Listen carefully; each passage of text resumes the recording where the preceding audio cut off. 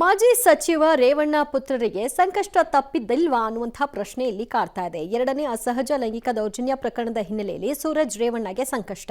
ಕಾರಣ ಹೊಳೆನರಸೀಪುರದ ಯುವಕನೋರ್ವ ಹೊಳೆನರಸೀಪುರ ಠಾಣೆಯಲ್ಲಿ ಇದೀಗ ದೂರನ್ನು ದಾಖಲು ಮಾಡಿದ್ದಾರೆ. ಎಫ್ಐಆರ್ ಸಹ ಆಗಿದೆ. ಆ ಸಂಬಂಧ ವರದಿ ಇದೆ, ನೋಡೋಣ. ಮಾಜಿ ಸಚಿವ ರೇವಣ್ಣ ಪುತ್ರರಿಗೆ ತಪ್ಪಿಲ್ಲ ಸಂಕಷ್ಟ. ದೊಡ್ಡ ಮಗ ಸೂರಜ್ ವಿರುದ್ಧ 2ನೇ ಸಲಿಂಗ ಕೇಸ್, ಚಿಕ್ಕ ಮಗ ಪ್ರಜ್ವಲ್ ವಿರುದ್ಧವೂ 4ನೇ ಕೇಸ್. ಯಾಕೋ ಏನೋ ಗೊತ್ತಿಲ್ಲ, ಮಾಜಿ ಸಚಿವ ರೇವಣ್ಣ ಪುತ್ರರಿಗೆ ಸಂಕಷ್ಟ ತಪ್ಪಿಲ್ಲ. ಒಂದರ ಮೇಲೊಂದು ಸಂಕಷ್ಟ ಎದುರಾಗ್ತಾನೆ ಇದೆ. 2ನೇ ಅಸಹಜ ಲೈಂಗಿಕ ಕೇಸ್ ಸಂಬಂಧ ಸೂರಜ್ ರೇವಣ್ಣ ಬ್ರಿಗೇಡ್ನ ಖಜಾಂಜಿ ಹೊಳೆನರಸೀಪುರ ಮೂಲದ ಯುವಕರಿಂದ ದೂರು ಕೊಡಲಾಗಿದೆ. ದೂರು ಆಧರಿಸಿ ಹೊಳೆನರಸೀಪುರ ಗ್ರಾಮಾಂತರ ಠಾಣೆಯಲ್ಲಿ ಎಫ್ಐಆರ್ ಐಪಿಸಿ ಸೆಕ್ಷನ್ 377, 342, 506 ಅಡಿಯಲ್ಲಿ ಕೇಸ್ ದಾಖಲಾಗಿದೆ. ಪ್ರಕರಣ ಈಗ ಸಿಐಡಿಗೆ ವರ್ಗ ಆಗಿದೆ. ಕೊರೋನಾ ಟೈಮ್ನಲ್ಲಿ ನಡೆದಿದ್ದ ಲೈಂಗಿಕ ದೌರ್ಜನ್ಯ. ಸೂರಜ್ ತೋಟದ ಮನೆಯೇ ಅಡ್ಡ ಆಗಿದ್ದ. 2ನೇ ಸಂತ್ರಸ್ತ 11 ಪುಟಗಳ ಸುದೀರ್ಘ ದೂರು ಕೊಟ್ಟಿದ್ದು, 4 ವರ್ಷಗಳ ಹಿಂದೆ ಕೊರೋನಾ ಟೈಮ್ನಲ್ಲಿ ಹೊಳೆನರಸೀಪುರ ತಾಲೂಕಿನ ಗನ್ನಿಕಡದ ತೋಟದ ಮನೆಯಲ್ಲಿ ಲೈಂಗಿಕ ದೌರ್ಜನ್ಯದ ಆರೋಪದ ಬಗ್ಗೆ ದೂರು ಕೊಟ್ಟಿದ್ದಾರೆ. ಮೊದಲ ಸಂತ್ರಸ್ತನ ಮೇಲೆ ಅಸಹಜ ಲೈಂಗಿಕ ದೌರ್ಜನ್ಯ ನಡೆದಿರೋ ಬಗ್ಗೆ 2ನೇ ಸಂತ್ರಸ್ತ ಒಪ್ಕೊಂಡಿದ್ದಾನೆ. ಇನ್ನು 2ನೇ ಸಂತ್ರಸ್ತ ಕೊಟ್ಟಿರೋ ದೂರಿನಲ್ಲಿ ಏನಿದೆ ಅಂತ ನೋಡೋದಾದ್ರೆ ಮೊದಲ ಸಂತ್ರಸ್ತನ ಮೇಲೆ ಅಸಹಜ ಲೈಂಗಿಕ ದೌರ್ಜನ್ಯ ಆಗಿರೋದು ನಿಜ. ಆತ ನನಗೆ ಪರಿಚಯ ಇದ್ದ ಕಾರಣ ಫೋನ್ ಮಾಡಿ ವಿಷಯ ತಿಳಿಸಿದ್ದ. ನನಗೆ ವಿಚಾರ ಗೊತ್ತಾದಾಗ ಸೂರಜ್ ಅವರ ಗಮನಕ್ಕೆ ತಂದೆ. ಅವರು ನನ್ನನ್ನೇ ಬೆದರಿಸಿ ಅವರನ್ನ ಮನವೊಲಿಸುವಂತೆ ಹೇಳಿದ್ರು. ನಾನು ಹೇಳಿದಂತೆ ಕೇಳದೆ ಹೋದ್ರೆ ನೀನು ಹೆಣವಾಗ್ತಿ ಅಂತ ಹೆದರಿಸಿದ್ರು. ಕಡೆಗೆ ನನ್ನನ್ನು ಬಲವಂತವಾಗಿ ಕರೆದೊಯ್ದು ಮೊದಲ ಸಂತ್ರಸ್ತನ ವಿರುದ್ಧ ದೂರು ಕೊಡಿಸಿದ್ರು. 1 ಕೋಟಿ ಮೊದಲು ಕೊಡ್ತೀನಿ, ಆಮೇಲೆ 1 ಕೋಟಿ ತಲುಪುತ್ತೆ ಅಂತ ಹೇಳಿದ್ರು ಅಂತ ಸಂತ್ರಸ್ತ ದೂರಿನಲ್ಲಿ ಹೇಳಿದ್ದಾನೆ.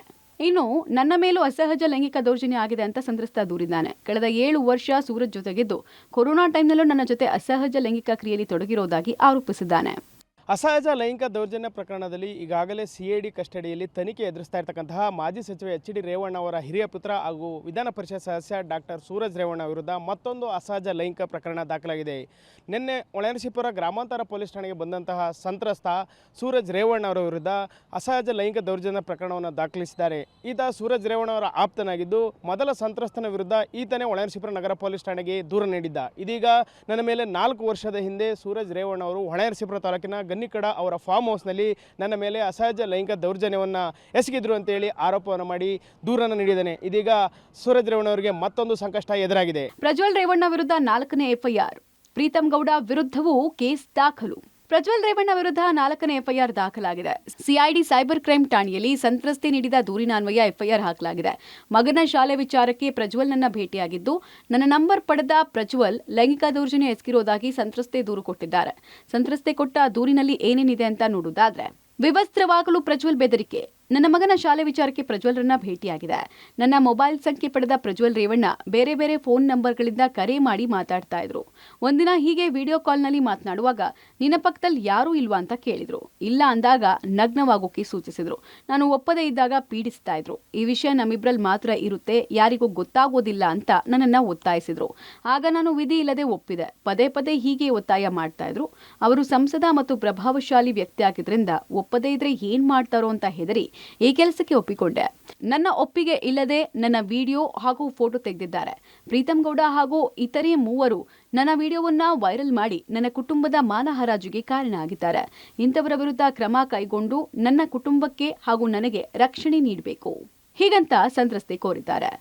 ಮಗುವಿಗೆ ಕೇಂದ್ರೀಯ ವಿದ್ಯಾಲಯದಲ್ಲಿ ಸೀಟನ್ನು ಕೊಡಿಸ್ತೀನಿ ಅಂತೇಳಿ ಪ್ರಜ್ವಲ್ ರೇವಣ್ಣ ಒಂದು ರೀತಿಯಲ್ಲಿ ಬ್ಲ್ಯಾಕ್ ಮೇಲನ್ನು ಮಾಡ್ತಾ ಇದ್ರು. ಜೊತೆಗೆ ವಿಡಿಯೋ ಕಾಲನ್ನು ಪದೇ ಪದೇ ಮಾಡಬೇಕು ಮತ್ತು ಬಟ್ಟೆಯನ್ನು ಬಿಚ್ಚಬೇಕು ಅಂತೇಳಿ ನನಗೆ ಒತ್ತಾಯ ಮಾಡ್ತಾ ಇದ್ರು ಅಂತ ಹೇಳಿ ಒಂದು ಮಹಿಳೆ ಈಗ ಸಿಐಡಿ ಅಧಿಕಾರಿಗಳಿಗೆ ಒಂದು ದೂರನ್ನು ಕೂಡ ಕೊಟ್ಟಿರೋಂಥದ್ದು. ಯಾಕೆಂದರೆ SIT ಈಗಾಗಲೇ ಈ ಪ್ರಕರಣದ ತನಿಖೆಯನ್ನು ನಡೆಸ್ತಾ ಇದೆ. ಜೊತೆಗೆ ಪ್ರಜ್ವಲ್ ರೇವಣ್ಣ ಅವರನ್ನು ಕೂಡ 4 ದಿನಗಳ ಕಾಲ ಪೊಲೀಸ್ ಕಸ್ಟಡಿಗೆ ಪಡ್ಕೊಂಡಿದ್ದಾರೆ.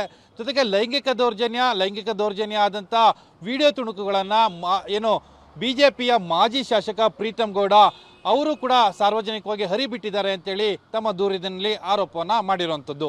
ಇನ್ನು ಪ್ರಜ್ವಲ್ ರೇವಣ್ಣ ಕೇಸ್ನಲ್ಲಿ ಹಾಸನದ ಮಾಜಿ ಶಾಸಕ ಪ್ರೀತಂ ಗೌಡ ಹಾಗೂ ಬಂಧನದ ಭೀತಿ ಎದುರಾಗಿದೆ.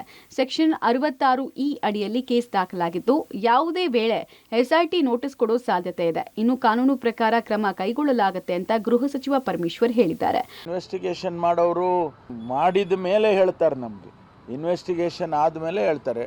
ಅವರಿಗೆ ಕಂಪ್ಲೇಂಟ್ ಕೊಟ್ಟಿದ್ದಾರೆ ಅಂಥೇಳಿ ಅವರಿಗೆ FIR ಮಾಡಿದ್ದಾರೆ.